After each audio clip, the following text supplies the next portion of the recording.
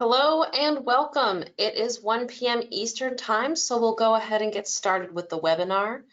Thank you for joining us for our discussion on No More Sinkholes, a case study where we review a $33 million infrastructure rehabilitation project that required critical 24/7 water level monitoring.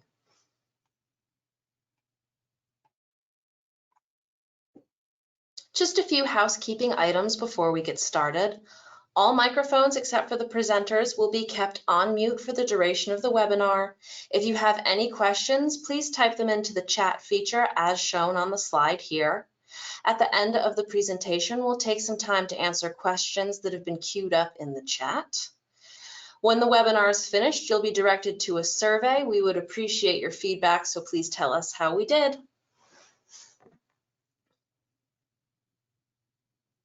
Our featured speakers for today: Jeffrey Barrett has over a decade of experience in data management systems and applications. He's a geotechnical engineer who works with GeoKon's design team to create new hardware and software solutions for GeoKon's various product lines. Zachary Carr is a geotechnical engineer with FK Engineering with 24 years experience primarily in Michigan and the Midwest. He gets to spend a lot of time underground in and around Detroit exploring and inspecting aging interceptors and other related facilities. Variable subsurface conditions that surround these interceptors make dewatering and related monitoring a critical aspect for a successful project, which is what we'll be highlighting today. Mike Crucy is the co-founder and CTO of Inzwa Technologies. Mike's educational background is in physics and electrical engineering. Early in his career, he worked as an instrumentation engineer in the medical field, but more recently has been building cloud-based software applications.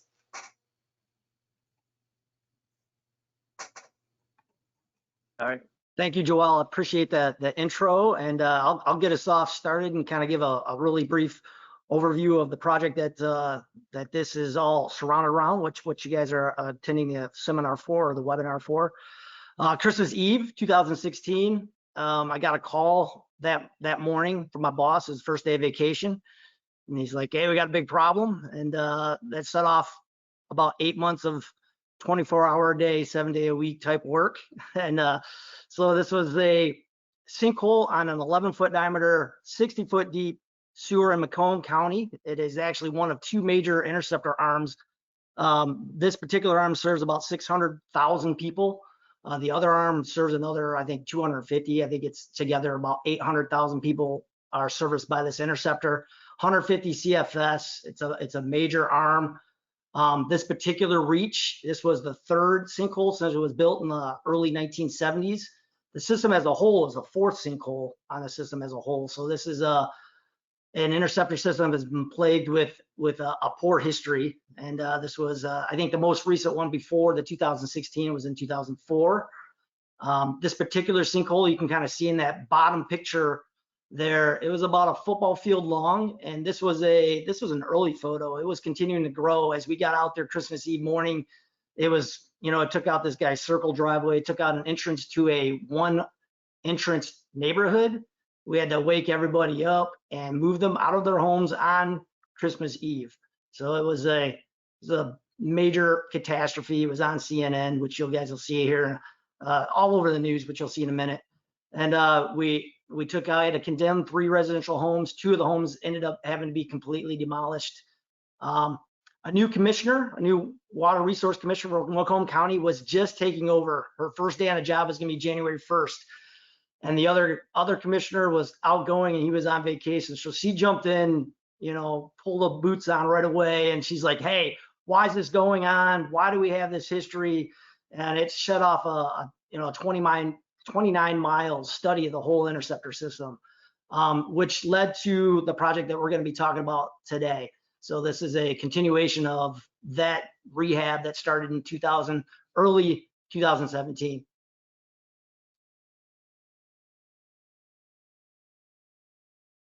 I'm going to turn to a very different kind of security concern this morning.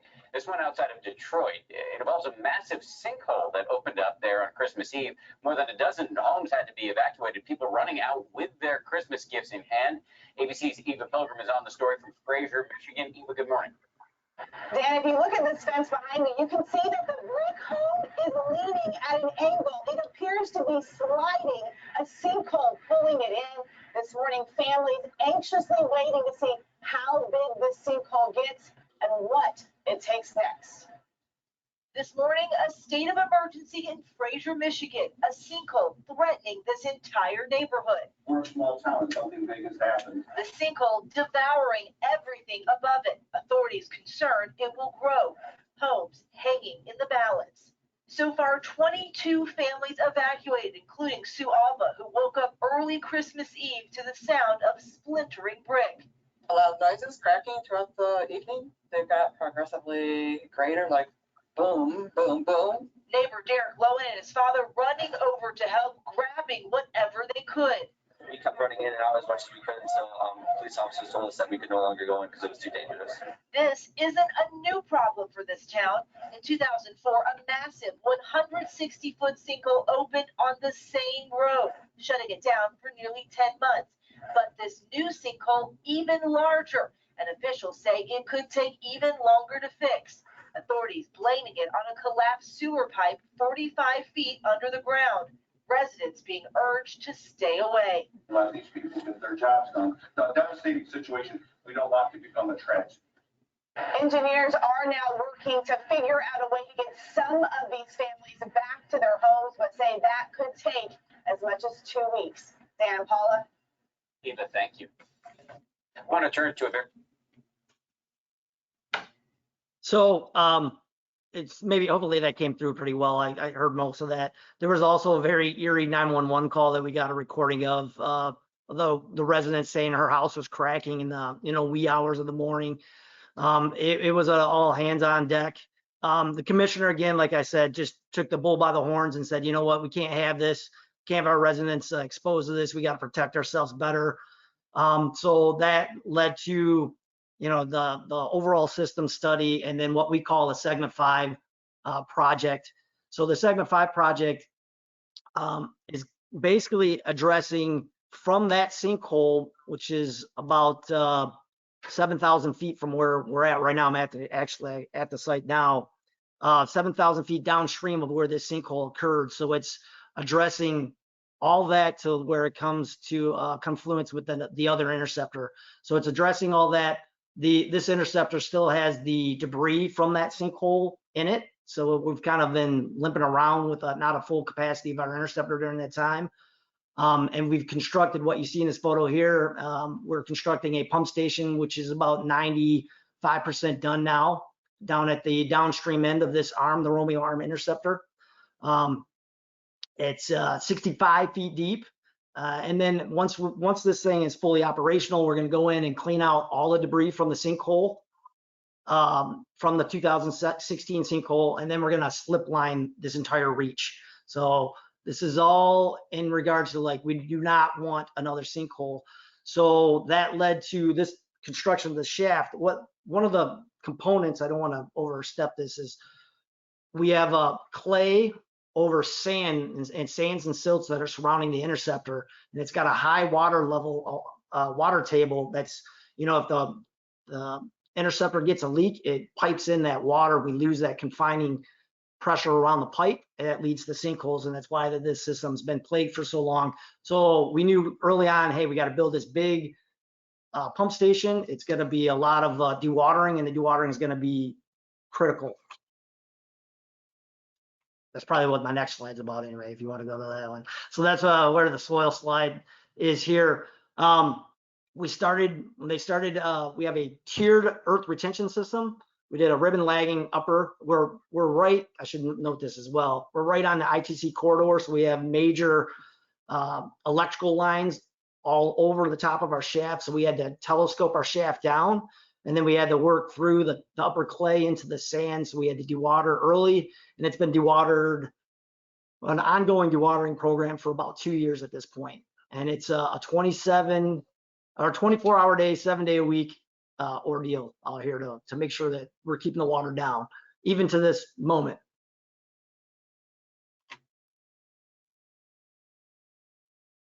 So, Jeff, I don't know, you want me to take this one and then you go into it, or? Yeah, sure. Why don't you take this one and then I'll go through the hardware. Yeah, so we've done a lot of dewatering designs and instrumentation through the years. We're a heavy geotech design company.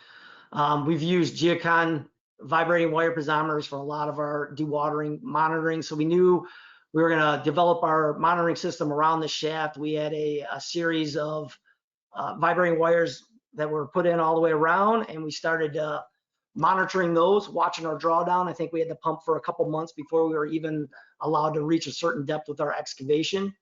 And we set it up to have a remote monitoring system so we could, even when they're not working out here, it's typically a 5 or 6 day a week job. So we want to make sure if there's problems on the weekends, because that tends to be when we have the problems, that we're alerted right away, getting the emergency alerts and those associated things. So keeping everybody in the loop.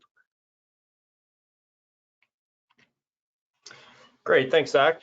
So I'll go through the GeoNet hardware and the cloud data storage platform that was used to allow the project to have real-time data acquisition and data storage that would feed into the Inzwa platform. So starting off with the GeoNet hardware, the loggers are built using a modular architecture. So we start out with a base data logger board. From there, we add a sensor card. So that sensor card could be a vibrating wire readout. It could be an integrated MEMS tilt sensor, or it could be an RS-45 readout to allow addressable sensors. From there, we add a battery board that could be a rechargeable lithium-ion battery or replaceable D cells.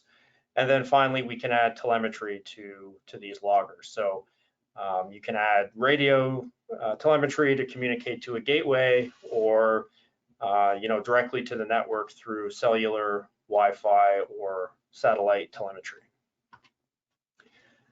So this is in a nutshell what the product line looks like. So 1, 4, and 8 channel vibrating wire loggers, the digital logger tilt, and then either cloud-based gateways or local gateways. And then you can mix and match telemetry options for all of these different products. And the data, regardless of telemetry option chosen, all goes into the same cloud and can be managed in the same project. So for this particular project, mesh network was set up. So this mesh network is a self-configuring mesh. So the nodes will hop and find the easiest path back to the gateway, and that gateway will communicate with the cloud storage system using cellular connection. This particular gateway was configured with LTE modem. So depending on where you are in the world, there's different configurations. This runs on a small solar panel, but can also be connected through mains power. And any cloud connected device can be fully managed through the GeoKon cloud platform. So this is an example of what the device management platform looks like. So this particular project shows 2 individual loggers, one with a satellite connection, one with a Wi-Fi connection, and then a gateway showing 26 connected nodes. So this gives you basic information on the status, whether or not it's active, when it's last connected, when it received data, and the type of data that it's sending. One step down, you can dig into the gateway and see the types of nodes that are connected, whether or not there's any radio interruption in your network that requires some field troubleshooting and repositioning of nodes during commissioning. You can see here again the type of logger and the type of data that would be coming from each node. If we dig into the individual GeoNet logger, this is where you can set things like read interval, power mode, and activate cellular service. This also gets into a little bit of diagnostic data to check battery life, the strength of the mesh signal. So this is very easy to change the read interval throughout the project. With just a click of a button, you can change from hourly to every 10 minutes if you're coming up on a critical stage of the project. It's very easy to change that as the project requirements dictate. And then this is where we connect to other platforms like Inzwa or any other third-party data platform. So the GeoKon cloud is simply a data storage platform. It allows you to configure the devices and really just aggregates the data, and also connects to the calibration database. But we don't have native visualization capabilities within this platform. So what we do here is generate what's called an API token, and this allows us to set up secure access to project databases and share that database with visualization software partners to plot up the data in whatever format and whatever units they prefer. So at this point, I'll pass it back to Zach to kind of talk about the systems that were used here to visualize data. All right, thanks, Jeff. So this one, the whole system went down. It should have a little bit of background. I was talking to Mike where I was using some Inzwa instrumentations on another job, and he happened to be in town. He came out to the segment 5 site, and he was looking at the GeoKon system we have out there. He's like, "Oh, you should let us also show you what we can do on our platform at the same time." And I'm like, "Oh yeah, well, how much is it?" He's like, "Well, you can demonstrate it on this job, so you can kind of learn and see what it is." And I'm like, "Oh yeah, let's do it. Let's check it out. I'm always looking to learn something new." So we were running with the 2 platforms basically on this job. And as I mentioned earlier, as it always works out, we were kind of at a critical spot with our lower temporary earth retention excavation.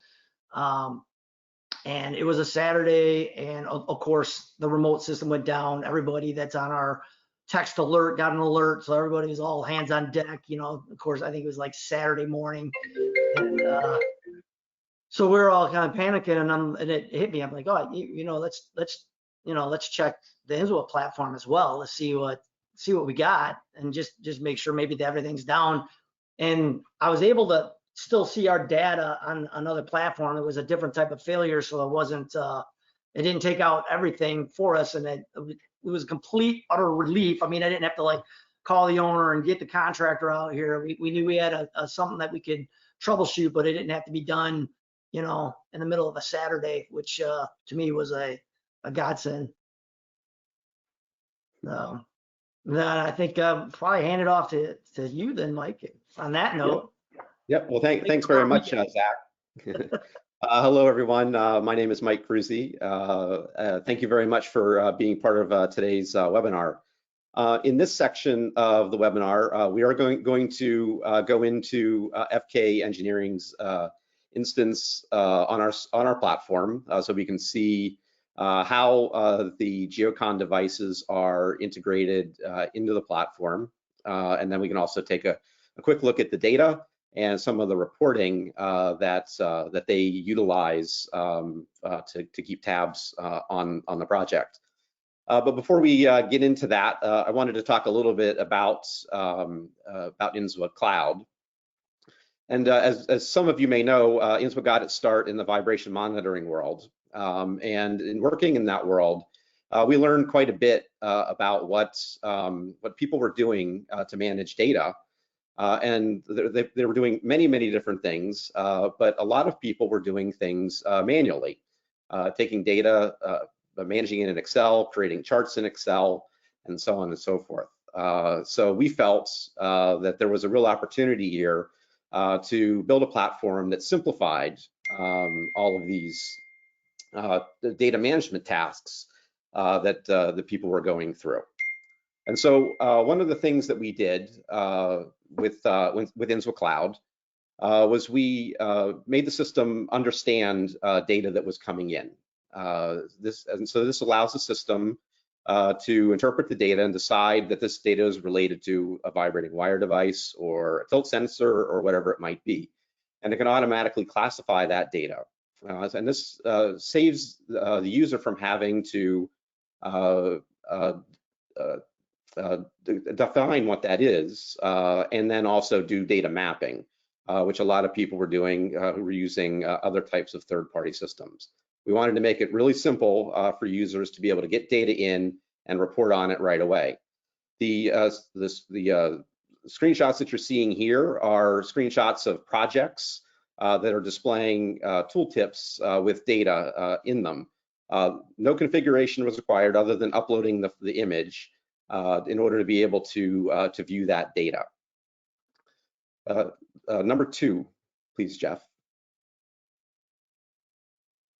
And of course, none of this is very useful if you can't support all of the manufacturers that play in the geotechnical space. And the Inzwa Cloud does just that. We support the manufacturers that you see here, plus many others. And we also support a large number of device types, obviously vibration monitors, tilt meters, sound level meters, vibrating wire, analog and digital sensors, all can be supported on the system. And all are automatically recognized by the system and reportable immediately. The third way that we simplify things for users is through dashboards and analytics. As I mentioned before, users were often using things like Excel to build charts and graphs. People that were using more sophisticated systems were left building out dashboards from scratch for every project that they were doing. We took a little different approach, and we decided to build default dashboards based off of the device type that we're dealing with. And since we know that, we can give a presentation of data automatically without having to build anything. And the screenshots that you were just viewing are several examples of our device dashboards. And the fourth way that we make things more simple for our users is through reporting. We've built a pretty robust reporting engine that can produce reports like the one you're seeing here, and we'll see one of Zach's reports in a short bit. But this is all done through a templating system where you can use templates that exist already in the system to output the summary data from a project. And these reports can include data from a whole number of sensors, any number of sensors that are on the project, and can summarize them in groups and categories to make them easy to read for users.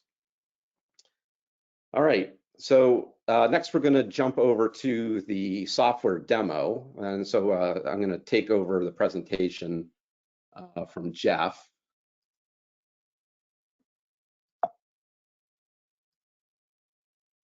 Okay, now I'm pretty sure that everyone can see this map.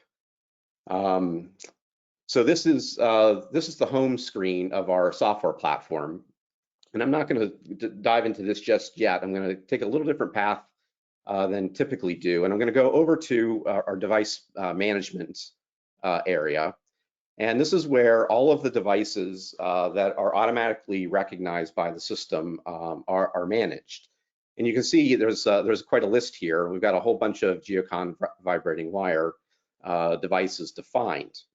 Now, these devices got in here through the API that Jeff referred to a few minutes ago.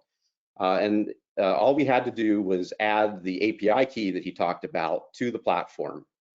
And the system can also manage multiple API keys if you manage your devices through multiple API keys in the GeoNet network. But once we have that API key, the system is able to then discover all of the nodes and their sensors that are associated with that API key, and it makes them available here in this device dashboard. And so one of the things that I really like about the GeoNet system is that the fact that it provides engineering unit data for you. And so we make that available for selection in the device configuration. So here in one specific device, if I go to settings, I have a couple of drop downs that allows me to select what type of data I'm interested in tracking the data for and what type of units I'd like. All of this information comes from GeoKon via the API, and these are the engineering units that they make available through that API to Inzwa Cloud. And one of the really nice benefits that I like about it is that all of this engineering unit data calculation is done using the calibration information that GeoKon has on file for your specific sensors. So you don't even have to enter, coefficient values and things of that nature when setting up a sensor using this platform. All right, so that's how the data gets integrated in. This is where people, configure and assign devices to a project. The typical life cycle of a device in Inzwa Cloud is that it starts in an unassigned state, and you can see there are some devices here that are unassigned.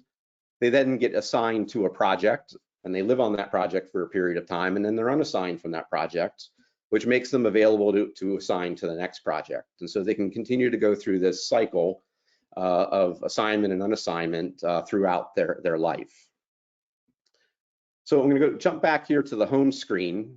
So here's on the home screen, we see all of the projects that this particular user has access to. And the project that we're interested in is this 15-mile road project. And I can click on this, get this tooltip, which shows me some basic information about that project. And if I click on the title, I can then drill down to the project itself.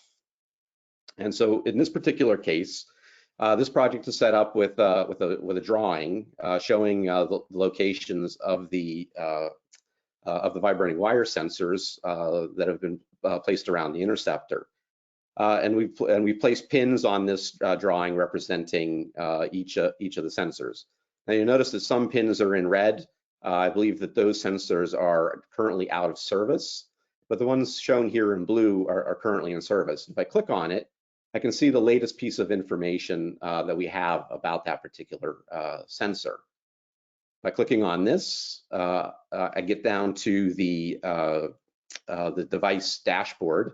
This is the dashboard that we saw previously. And so this particular device hasn't sent some data in a few days. So I'm going to come in here and I'm going to change the time frame so that we can see some data. And we can see the data here then charted on the screen. We have both the data in feet, the water level in feet. We also have the temperature that's provided by the system. Typical tools here for looking at the data and drilling down into it. You can, as you saw, select a time frame that you want to view. You can also zoom in by just clicking and dragging and zooming in on a specific section of data. Rolling over the data, you can see specific values. Double clicking brings you back out to the top level. So, and then below that are the alarms that are related to this particular device. If I go back, I can then access other sensors that are on this particular project. So it makes it real easy to go through and review what's been going on this particular project. The other thing that I wanted to show you as part of this demonstration is one of the reports that's generated for this project. I'm going to change my screen here, and hopefully you're now seeing the title page of a report. This is a report that's generated weekly. I believe it's on a Saturday. It comes out automatically and is sent to both the FKE engineers as well as the project stakeholders. And this particular report uses a standard template that we have in the system. So no configuration had to be done in order to generate this report. But the report starts off with a title page, giving the basic parameters of this report. It has a map showing the location of all the devices on this project. It has a device inventory table showing all the devices that are currently on the project. It also has an aggregation table. In this case, we're aggregating data to show us the max water level during this report period on each device. Our reporting system has a lot of capability in terms of generating aggregate data or aggregate tables, all configurable through the template builder. And then after that, we have histograms for each device that's on the project. And in the template, this is just simply a definition of I want all vibrating wire sensors to show a histogram data. User did not have to go in and configure each individual sensor to appear on this report. And so that's basically the extent of this report. Is just one chart per device. So that concludes the discussion on the software. I'm going to turn this back over to Jeff, I think. Yeah,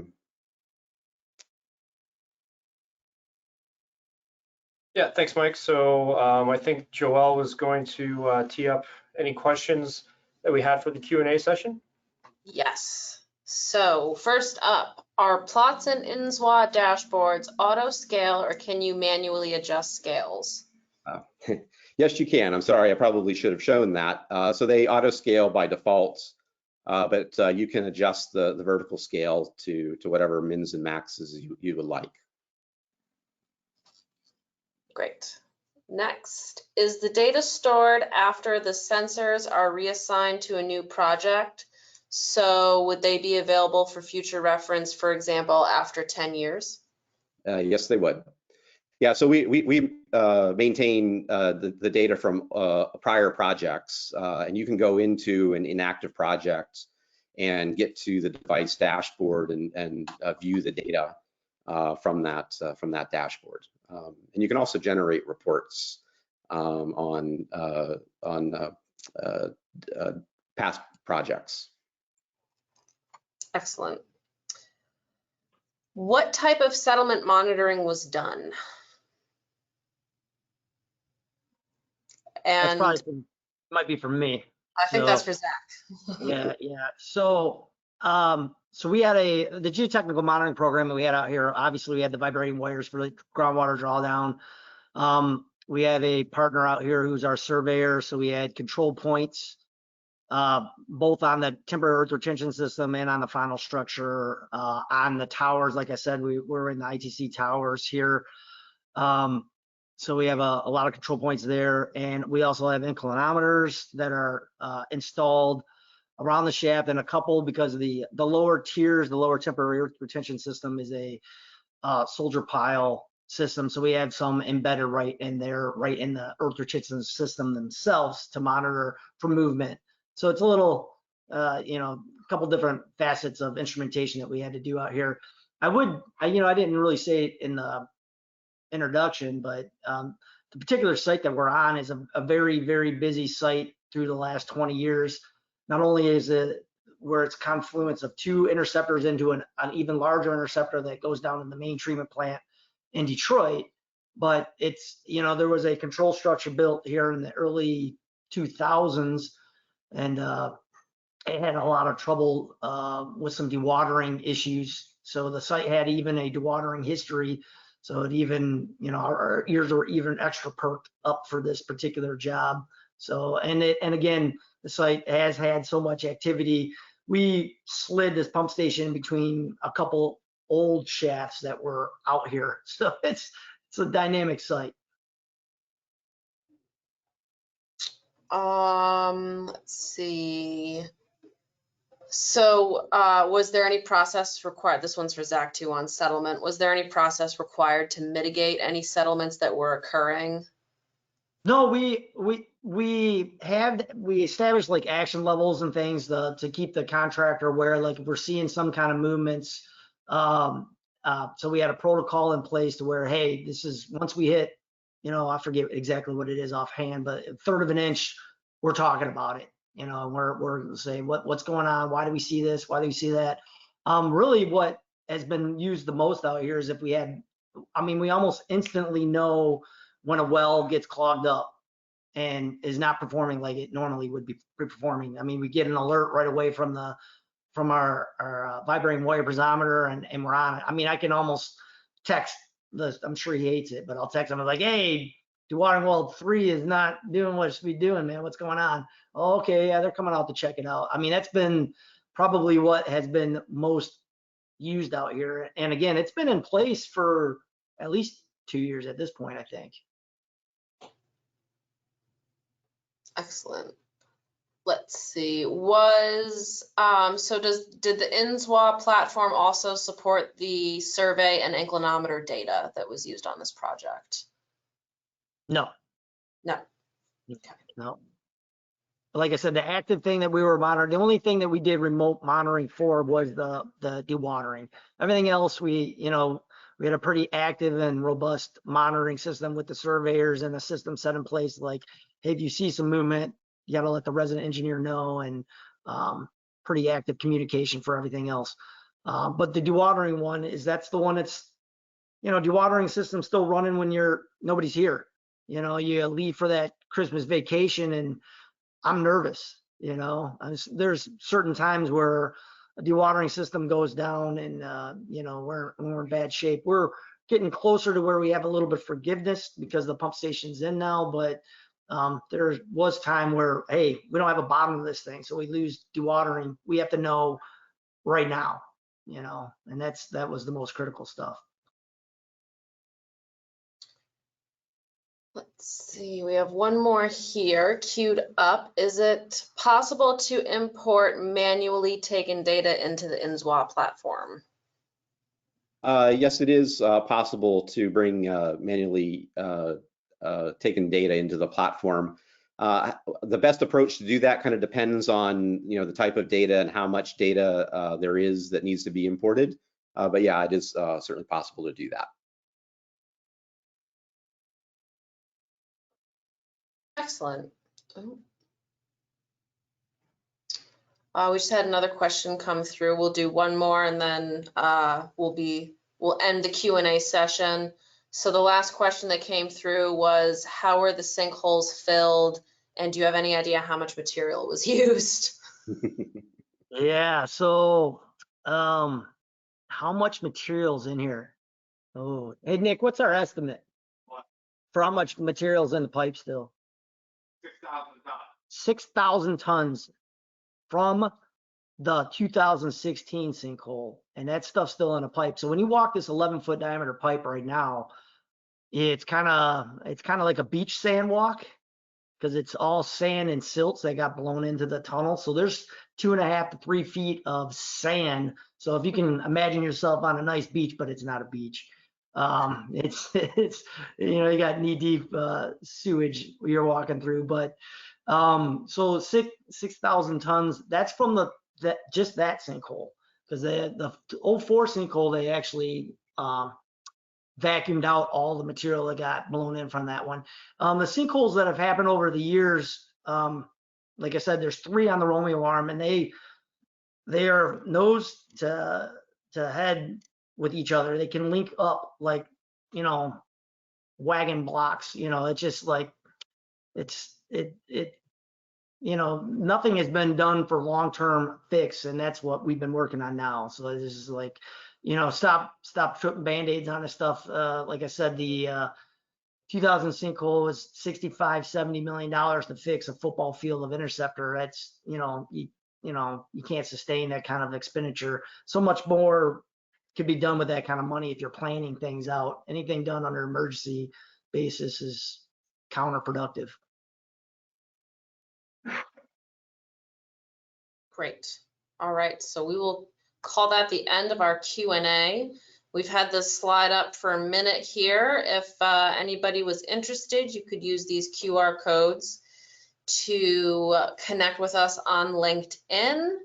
A link to this webinar recording will be sent out via email and will be available for viewing anytime on GeoKon's website or the Inzwa blog after today. So just to close things out, we'll thank you again for joining us today. It's been a pleasure reviewing this case study with you, and we hope that you have a good afternoon or evening wherever you may be. Thank you, guys. Thank you, everybody. Thank you.